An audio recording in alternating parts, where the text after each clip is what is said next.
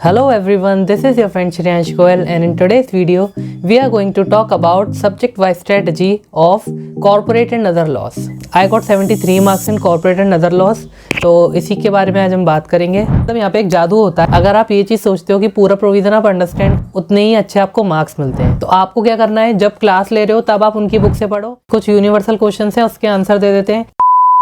Now law एक पूरा theory subject है एंड इसे पढ़ने में बहुत प्रॉब्लम आती है सबको ही, मुझे भी आई थी, सबको आती है, क्योंकि कब तक याद करोगे, आप कितना याद करोगे और क्या क्या याद करोगे, ये सबसे बड़ा कंसर्न रहता है। तो आज इसी पे डिस्कस करेंगे एंड एक स्ट्रेटजी फॉर्म करने की कोशिश करेंगे जिससे आप मैक्सिमम टू मैक्सिमम याद कर पाओ एंड इस सब्जेक्ट में अपना बेस्ट दे पाओ। One thing you have to keep in mind is आपको चीज़ें याद करनी ही पड़ेंगी, कोई भी सेकंड ऑप्शन नहीं है। लोग कहते हैं कि आप समझ लो एंड देन अपनी लैंग्वेज में बना लो, उसके मार्क्स नहीं मिलते। ये एक बेटर ट्रूथ है, जितनी जल्दी एक्सेप्ट कर लेंगे हम उतना बेटर रहेगा कि हमको आईसीआई मॉड्यूल जैसा ही लिखना पड़ता है पेपर में। अगर आप ये चीज़ सोचते हो कि पूरा प्रोविजन आप अंडरस्टैंड कर लोगे एंड देन अपने वर्ड्स में उसे लिखाओगे आपको मार्क्स मिल जाएंगे, ऐसे तो नहीं होता है। तो आप गलत सोच रहे हो। मैंने अपने एक्सपीरियंस में अभी तक के यही देखा है कि जितना आप सेम लिख पाओगे आईसीआई मॉड्यूल जितना, उतने ही अच्छे आपको मार्क्स मिलते हैं। एक चीज़ और आती है कि कीवर्ड्स याद कर लो एंड वो आप लिखाओ और अपनी लैंग्वेज के साथ, तो बात वही बढ़ जाती है। कीवर्ड्स ही इतने सारे हैं कि आपको फिर वही बात हो गई कि आपको पूरा ही याद करना पड़ेगा,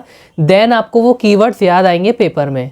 तो आप किसी भी रूट से चले जाओ, एट लास्ट यही है कि आईसीआई मॉड्यूल की जो लैंग्वेज है वही आपको याद करनी है एंड वही आपको लिख के आनी है पेपर में, तभी आपके मैक्सिमम टू मैक्सिमम मार्क्स आएंगे। सो फर्स्ट स्टेप होता है taking classes of a subject. जब आप लॉ का क्लास कर रहे हो तो आपको क्या क्या चीज़ें करनी है ताकि आप मैक्सिमम निकाल पाओ उन क्लासेस से। तो जब आप क्लास कर रहे हो आपको एक चीज़ ध्यान में ये रखनी है कि आप ज़्यादा स्ट्रेस ना करो ऑन मेमोराइजिंग। फर्स्ट डे से मेमोराइजिंग के पीछे नहीं भागो। सबसे पहला मोटिव है हमारा अंडरस्टैंडिंग, मतलब कोई चीज़ जब हमें समझ में आएगी तभी तो उसे याद कर पाएंगे या फिर ज़्यादा देर तक रिटेन कर पाएंगे। अगर आप बिना समझे याद करोगे तो फिर वो बहुत ज़्यादा देर तक मेमोरी में नहीं रह पाएगा।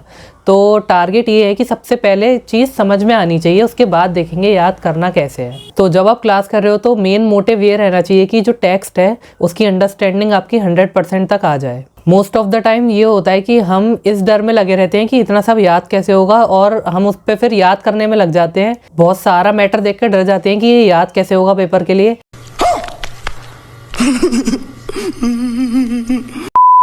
और हम उसे समझना भी भूल जाते हैं, तो हम याद करना ही शुरू कर देते हैं उसे बिना समझे। तो वो चीज़ अवॉइड करनी है जब क्लास का टाइम चल रहा हो। क्लास है चीज़ों को समझने के लिए, और लॉ की पूरी अंडरस्टैंडिंग, जो चैप्टर है, जो भी वर्ड दिए, जो भी सेक्शन है, उसकी अंडरस्टैंडिंग आ जाए, इसलिए है क्लास।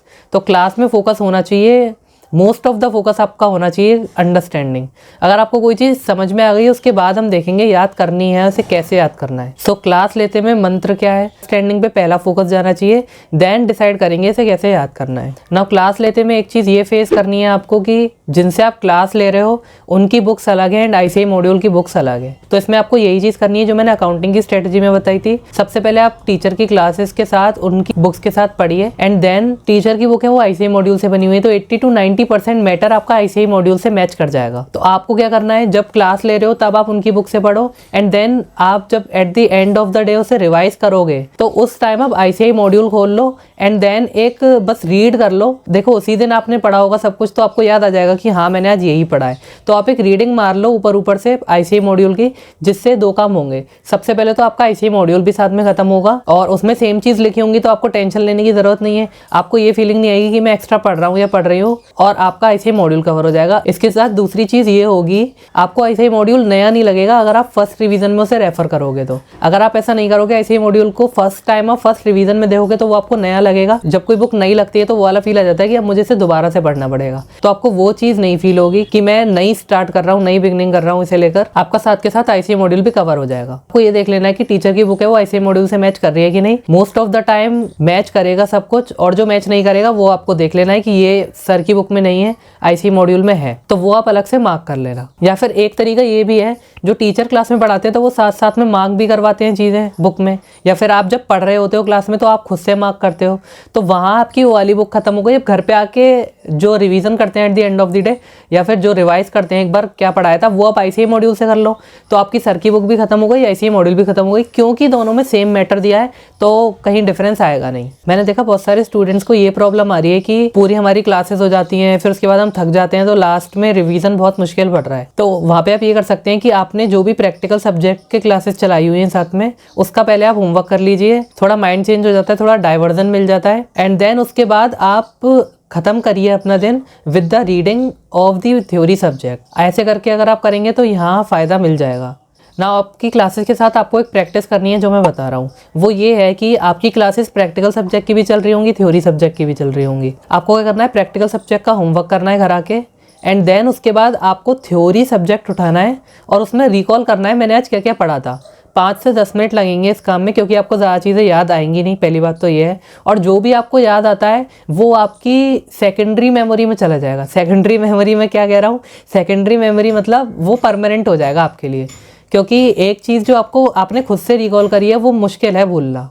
इस वजह से आप ये काम करिएगा, प्रैक्टिकल सब्जेक्ट का होमवर्क पहले करना करा के, एंड देन उसके बाद मतलब जब क्लासेस खत्म हो जाएं या फिर बाहर से अगर आप ऑफलाइन ले रहे हो तो आके आप पहले प्रैक्टिकल सब्जेक्ट का होमवर्क करना, देन थ्योरी सब्जेक्ट उठाना, रिकॉल करने की कोशिश करना आपने जो जो पढ़ा है उसमें से आपको 20%, 10%, 30% जो भी याद आता है अच्छी बात है, एंड देन उसके बाद उसका रिवीजन करना, जो कि मैं आपको बता चुका हूँ। क्लासेस में अंडरस्टैंडिंग तो हमारी बनती है, उसके साथ एक चीज़ और होती है, जो लॉ की लैंग्वेज है, एक तरीके से लिखा जाता है लॉ, तो उसकी जो लैंग्वेज है उसका भी हम फील अपने अंदर डेवलप करें। मतलब अगर हम किसी प्रोविज़न को अंडरस्टैंड करते हैं, मतलब वो हमें लाइन बाय लाइन याद नहीं है बाय हार्ट, तो अगर हमें ये पता होगा कि लॉ में किस तरीके से लिखी जाती है लैंग्वेज, तो चांसेस है कि आप उसे जैसा बुक में दिया है वैसा लिख पाओगे। बट ये आप तब कर पाओगे जब आपको ज़्यादा प्रैक्टिस है लॉ रीड करने की। तो क्लासेस के साथ एक ये भी फोकस रहता है कि आप लैंग्वेज का एक फील ले लो कि कैसी लॉ की लैंग्वेज होती है, रेदर देन उसको याद करने के आप ये चीज़ अगर इस चीज़ पे फोकस करोगे कि इस तरीके से लॉ लिखा जाता है। देखिए मोस्ट ऑफ द सेक्शन एक ही तरीके से चालू होते हैं, या फिर नॉट विथ स्टैंडिंग वगैरह जो भी वर्ड्स होते हैं वो जहाँ पे आते हैं उनको यूज़ करने का एक ही तरीका होता है most of the time.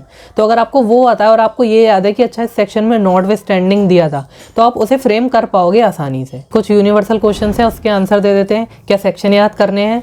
Section याद करने हैं, इस पे कोई सेकंड थॉट है ही नहीं, सेक्शन आपको याद होने चाहिए। अगर आपके एग्जाम में 20 सेक्शन पूछे गए हैं तो उसमें से 15 तो आपको आने ही आने चाहिए, और वो पूछते भी ऐसी हैं जो आपको आएंगे। अगर आपने बिल्कुल ही याद नहीं करे तभी आप उन्हें नहीं आंसर कर पाओगे, नहीं तो आप कर पाओगे आराम से। तो सेक्शन तो याद करने हैं, इस पे कोई सेकंड थॉट है ही नहीं। एक दूसरी चीज़ है ई फॉर्म्स, चैप्टर में जो दिए होते हैं वो आपको याद करने हैं कि नहीं। सेकंड चीज़ ई फॉर्म याद करने हैं कि नहीं, ये टोटली आप पे डिपेंड करता है। मतलब मेरा ये मानना है कि 1 या 2 ई फॉर्म पूछे जाते हैं पेपर में। अगर कोई चाहता है कि नहीं यार मुझे वो 1-2 भी आने चाहिए, तो आप ई फॉर्म याद कर लो, एंड इतने ज़्यादा भी नहीं है, हर चैप्टर में 5 से 10 होते हैं, तो याद हो सकते हैं अगर कोई एफर्ट मारे तो। अगर आपको करने हैं तो आप ज़रूर करिए, और नहीं करने तो आप छोड़ भी सकते हो, मेरा ये मानना है। एक तीसरी चीज़ आती है पेनल्टीज़, आपको याद करनी है कि नहीं। पेनल्टी का ऐसा सीन था मेरे पेपर में, मैंने याद नहीं करा था, एंड एक पेनल्टी पूछी गई थी डायरेक्टली कि बताओ इसमें पेनल्टी क्या होगी as a part of a question. तो सिर्फ पेनल्टी उसमें शायद 3 नंबर की पूछी गई थी, एंड मैं पेनल्टी याद करके नहीं गया था, तो वो क्वेश्चन नहीं हो पाया। तो आपके ऊपर डिपेंड करता है, वो ये एक क्वेश्चन आना है देखो पेनल्टी का, अगर आएगा तो। अगर आपकी किस्मत खराब हुई तो 2 आ जाएंगे 5 नंबर तक के। कोई रिस्क लेना है या नहीं वो आप देखिए। मैंने तो नहीं लिया था, एंड देन 3 नंबर का क्वेश्चन आया पेनल्टी पे, मैं नहीं कर पाया। अगर आपको वो 3 नंबर भी सेव करने हैं तो आप पेनल्टी याद करिए। मतलब ये होता है ना कि मोस्ट ऑफ द टाइम हम सबसे पूछते रहते हैं, हम सबसे ये सुनना चाहते हैं कि ये सामने वाला बोल दे कि पेनल्टी याद नहीं करनी है, सेक्शन याद नहीं करने हैं। बट सच यही है, सेक्शन याद करने हैं। ई फॉर्म आपके ऊपर है, 1 या 2 पूछे जाते हैं। पेनल्टी आपके ऊपर है, क्वेश्चन में आएगी ही आएगी एक में। तो अब आपको रिस्क लेना है कि नहीं लेना वो आप पे डिपेंड करता है। रिवीजन 1 में आते हैं हम, यहाँ पे आपको कुछ प्रॉब्लम्स फेस करनी पड़ेंगी। सबसे पहले ये कि आपको कुछ याद नहीं आएगा, मैंने क्या पढ़ा था, क्या हो गया ये, मतलब लॉ जैसा कुछ होता है, मतलब कुछ आपको याद नहीं आएगा। अब रिवीजन 1 में हमारे गोल क्या होंगे, हमें अपनी अंडरस्टैंडिंग को 100% तक लेके जाना है। रिवीजन 1 खत्म होने के बाद अगर हमारे सामने कोई भी प्रोविजन आता है तो ऐसा नहीं होना चाहिए कि उसकी लैंग्वेज पढ़ के हम उसे समझ ही नहीं पा रहे। तो अंडरस्टैंडिंग 100% करनी है रिवीजन 1 में। सेकंड थिंग, रिवीजन 1 में ट्राई करना है मैक्सिमम टू मैक्सिमम जितना याद हो सकता है उतना हमें याद करना है। अब लॉ एंड थ्योरी सब्जेक्ट का जो क्रक्स है वो मैं आपको बताता हूँ। वो ये होता है कि आप जितनी बार उसे रीड करेंगे, जितनी बार उसे रिकॉल करने की कोशिश करेंगे, तो ज्यादा आपको ग्रिप आता जाएगा उस सब्जेक्ट पे। हमें ये डर लगा रहता है ऑल द टाइम कि यार ये इतनी बड़ी बुक है, इसमें से एक पर्टिकुलर चीज पेपर में पूछी जाएगी तो वो मैं कैसे लिखूंगा। तो यही आंसर है, उसको हम बार बार रीड करते जाते हैं, अलग अलग फॉर्म में उसको प्रेजेंट करते हैं। कभी एमटीपी लिख लिख रहे हैं, आरटीपी लिख रहे हैं, मॉक टेस्ट दे रहे हैं, या फिर उसे रिकॉल करने की कोशिश करते हैं मन ही मन, इन सब चीज़ों से हमारी ग्रिप उस पर इतनी अच्छी हो जाती है कि वो एक प्रोविज़न रिकॉल करने की कैपेबिलिटी हम रखते हैं पेपर में। तो यही इसका आंसर है, आपको प्रोसेस पे पूरा भरोसा करना है, ट्रस्ट द प्रोसेस, वही वाला मैटर है। तो थ्योरी सब्जेक्ट में सब में ही, सिर्फ लॉ में नहीं, सब में यही है कि आपको ट्रस्ट करना है प्रोसेस पे, मतलब जो मैं कर रहा हूँ वो सही कर रहा हूँ। और आप जब ये भरोसा रखेंगे, एंड में आते आते वो इतना हो जाता है कि आपको प्रोविज़न याद आ जाएगा पेपर में। तो यही तरीका है, कोई और तरीका नहीं है कि आप बिल्कुल 100% श्योर हो जाओ कि नहीं ये तो अब मुझे आता है, मैं पेपर में कर दूंगा। हमेशा ये ब्लरीनेस रहती है हमारे अंदर, और ये पेपर के टाइम पे भी रहेगी, बट क्वेश्चन देखकर चीज़ें याद आ जाती हैं, ये बात भी फैक्ट है। तो फर्स्ट रिवीजन में आपको क्या करना है, दोबारा से सब कुछ रिवाइज करना है, रिकॉल करने की कोशिश करेंगे, रिकॉल नहीं होगा कोई बात नहीं, आपको दोबारा रीड करना है सब कुछ। अब यहाँ पे दो चीज़ें आती हैं कि आप रिवीजन टीचर की बुक से करेंगे या ICI मॉड्यूल से। जब आप क्लास कर रहे थे तो मैंने आपको बताया था कि आपको टीचर के मॉड्यूल से पढ़ना है क्लास में, एंड देन घर पे आके आपको ICI देखना है। आपको वहाँ अंदाजा लग जाएगा कि यार मुझे ICI रेफर करनी है या टीचर की बुक ही सफिशिएंट है, तो वहाँ पे वो आप डिसीजन ले लोगे, एंड देन रिवीजन 1 में आप वही मटेरियल यूज़ करोगे जो कि आपको रेलेवेंट लगता है, जो आपके लिए आपको फिजिबल लगता है कि ये मेरे लिए काम कर जाएगा। इसमें कोई भी डिस्प्यूट नहीं है कि आप टीचर की बुक रेफर नहीं कर सकते या फिर ICI में फालतू का दिया हुआ है, ऐसा कुछ भी नहीं है। मैं पर्सनली बताता हूँ, पहले भी मैं अपनी फैकल्टी रिव्यू वाली वीडियो में बता चुका हूँ कि मैंने सर की बुक से पढ़ा था ड्यूरिंग द क्लासेस, वो मुझे समझ नहीं आई तो मैंने वो साइड में रख के ICI मॉड्यूल से इंटर पढ़ा है। बाकी का revision, second revision and all सब कुछ मैंने ICI मॉड्यूल से किया है टोटली। तो ये डिपेंड करता है पर्सन टू पर्सन। मतलब मेरा ये कहना है कि जहाँ आपको कंफर्ट मिल जाए आप वहीं रुक जाओ। आपको टीचर की बुक पे कंफर्ट आ रहा है वहाँ रुक जाओ, ICI मॉड्यूल पे आ रहा है वहाँ रुक जाओ, कोई भी मतलब प्रॉब्लम वाली बात नहीं है। तो आपको वो बुक उठानी है एंड देन आपको उसमें से रीड करना है, सब कुछ दोबारा रीड करना पड़ता है, फर्स्ट रिवीजन का नाम ही यही है। सब कुछ रीड करो दोबारा, एंड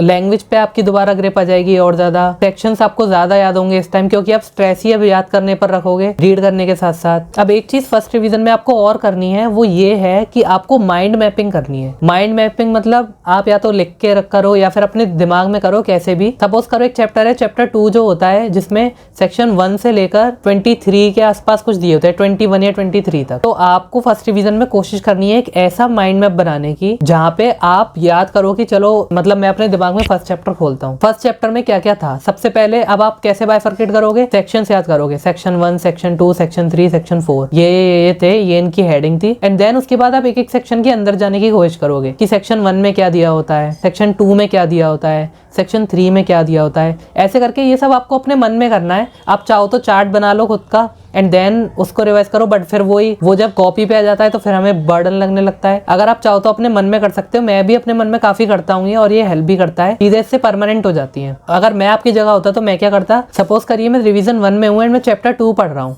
जिसमें सेक्शन 1 से लेकर 21 तक दिया हुआ है। तो मैं क्या करूंगा, पहले सब कुछ प्रॉपर रीड कर लूंगा, मैक्सिमम टू मैक्सिमम मेमोराइज करने की कोशिश करूंगा, एंड देन अपने दिमाग में सोचूंगा बैठे बैठे, मतलब कहीं भी बैठा हूं मैं कुछ भी कर रहा हूं, अपने दिमाग में सोचूंगा कि चलो चैप्टर 1 खोलते हैं लॉ का। चैप्टर 1 में आ गए, सेक्शन 1 क्या था, अच्छा ये था, सेक्शन 2 क्या था, ये था, 3 क्या था, ये था, 4 क्या था, 5, 6, 7, ऐसे करके रिकॉल करने की कोशिश करूंगा। 21 में से 18 या 17 सेक्शन में रिकॉल कर लूंगा, ऐसा मुझे लगता है, क्योंकि अभी मैंने उसका रिवीजन करा है एक दिन पहले, मतलब तभी करा होता है, मैं तभी रिकॉल करने की कोशिश कर रहा हूँ। तो मैं 17 से 18 सेक्शन रिकॉल कर लूंगा। उसके बाद में क्या करूंगा, सेक्शन 1 में सोचूंगा, सेक्शन 1 में क्या था, अच्छा ये था, सेक्शन 2 में क्या था, सेक्शन 3 में क्या था, सेक्शन 4 में क्या था, 5 में क्या था, 6 में क्या था, एक्ट टू ओवरराइड, ये सब मैं एक एक करके आराम से याद करने की कोशिश करूंगा। और मुझे लगता है कि अगर मैटर की बात करें तो कुछ सेक्शन होते हैं जो बहुत लेंथी होते हैं, उनका मैटर ठीक है हमें याद नहीं होता, but most of the section छोटे भी होते हैं, तो वहां मैं 100% दे पाऊंगा अपना, इसमें ये चीज थी,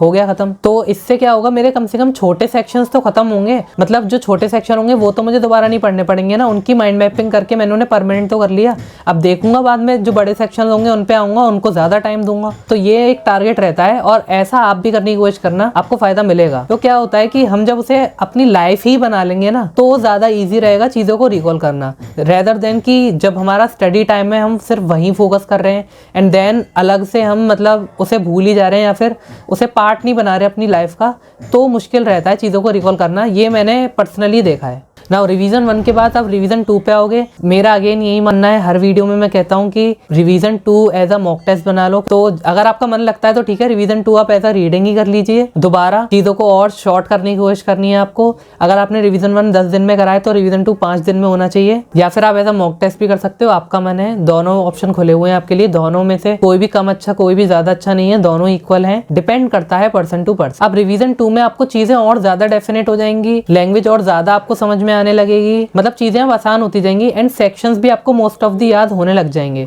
डर रहेगा कि ये याद आएगा या नहीं आएगा, बट ट्रस्ट मी याद आएगा टाइम पे। फिर उसके बाद आपको क्या करना है, एमटीपी आरटीपी मॉक टेस्ट पे शिफ्ट हो जाना है। यहाँ पे एक फायदा आपको मिलेगा, मतलब यहाँ पे एक जादू होता है, वो ये होता है कि आप जितने ज्यादा एमटीपी आरटीपी मॉक टेस्ट दोगे ना, उतना ज्यादा आपको चीजें याद होंगी। क्यों?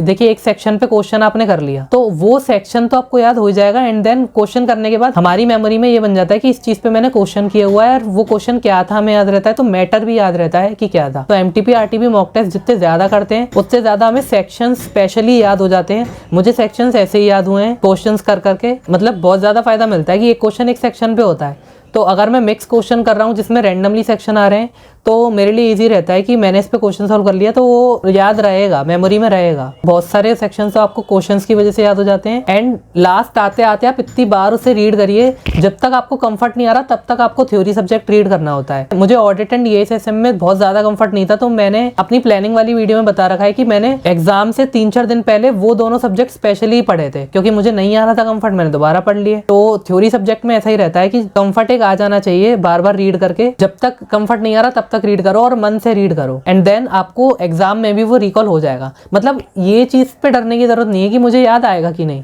अगर आपने प्रॉपर रिवीजन मल्टीपल रिवीजन किए हैं तो आपको याद आएगा, इस बात की तो गारंटी है। ऐसा नहीं हो सकता कि आपको कुछ याद नहीं आएगा। So that's it for today's video. I hope आपको वीडियो अच्छा लगा हो, कुछ नया इंसाइट मिला हो, कुछ नए मेथड्स मिले हो। Keep following, keep sharing, video को शेयर करिए अगर आपको लगता है कि यूजफुल है, मैंने आपकी नॉलेज में कोई भी एडिशन करा है तो चैनल को सब्सक्राइब कीजिए, वीडियो को लाइक कीजिए एंड शेयर कीजिए जितना आपका मन करे। Thank you.